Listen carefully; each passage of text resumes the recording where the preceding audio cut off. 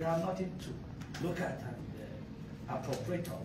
So we need to throw it back, and I leave the floor to my deputy chairman here, Senator Medoki, to move the whole issue. Thank you very much. Thank you very much, the chairman, honorable minister. Last year, we tried to increase the budget to appropriation, and we came to no success. For that reason, we think that if we follow the same method, we will not get anywhere. So what we propose to do this year is to reject this budget. You go back to the president, considering the level of activity we expect from you and the deliverables that are required.